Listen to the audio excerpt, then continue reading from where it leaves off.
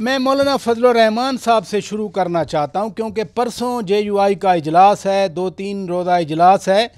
आप क्या समझते हैं कि JUI क्या फ़ैसला कर सकती है? जो भी हालात आपके सामने हैं, उनके बयानात सामने हैं। उनके जो हालात सामने हैं वो तो ज़ाहिर है, तो उसकी इंटरप्रिटेशन तो सब अपनी अपनी तरफ से कर सकते हैं। जो उनके बयानात हैं मौलाना फजलुर रहमान के, जो कंसिस्टेंटली पिछले 1 साल से अगर आप देखें, जब से इलेक्शंस हुए हैं उस वक़्त से रहे हैं, वो इस हुकूमत को लेजिटिमेट नहीं मानते हैं।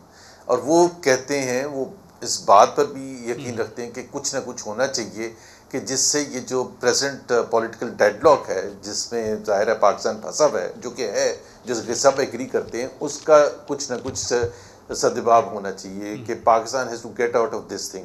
अब जाहिर सी बात है, उसमें जो भी 2-3 तरीके हैं, एक तो ये तहरीक चलाई जाए। जी जी। अब उसमें जब तहरीक की बात आती है तो उनका और PTI के मफादात क्या कॉमन है, वो ज़ाहिर है उसमें इख्तलाफात हैं। किस तरह से PTI देखना चाहती है। PTI ने ज़्यादातर सोलो फ्लाइट करने की कोशिश की, जॉइंट अपोजिशन का हिस्सा नहीं बनाया। एक तो in the first place parliament के अंदर भी, पार्लियामेंट के बाहर भी बहुत देर के बाद ख्याल आया कि सबको साथ मिलकर चलना चाहिए। सो मौलाना साहब को अपना तो बड़ा क्लियर कट बताना चाहिए कि जी हम इस हक में हैं कि हम तहरीक चलाएं या ना तहरीक चलाएं, जो भी है।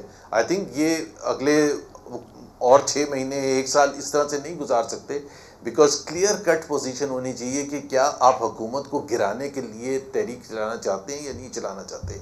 और अगर नहीं चलाना चाहते और इसको एक्सेप्ट करते हैं एज इट इज़, तो फिर एक जो भी पोजीशन है वो अपनी वाज़ेह करते हैं, क्लैरिटी आए। He is a major force, उनके बगैर कोई तहरीक कामयाब हो भी नहीं सकती, ये भी सबको पता है, और शायद उनको भी इस चीज़ का पता है। ये आपने बड़ा दिलचस्प मंजरनामा बयान किया है, लेकिन मैं ये जो परसों का इजलास है, ख़ुद JUI ने कहा है कि हम जो है इस इजलास में फ़ैसला करेंगे अलाइंस में शामिल हों या ना हों। आपको क्या नज़र आता है? आप एक एक्सपर्ट ओपिनियन रखते हैं, पाकिस्तान की सियासत को आप जानते हैं।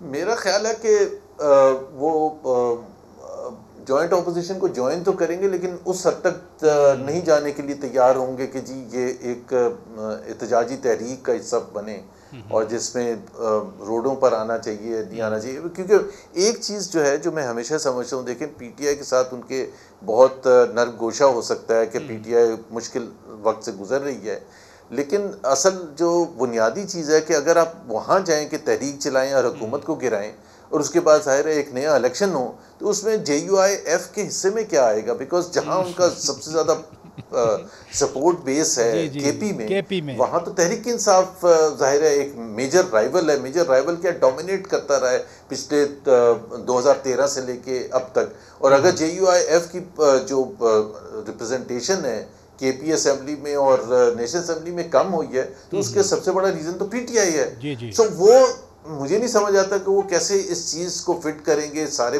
सिनेरियो में कि हम तहरीक का हिस्सा बने और फ़ायदा उसका सारा उठा के PTI लेके चली जाए।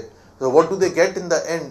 सो that is the big question that JUI has to answer.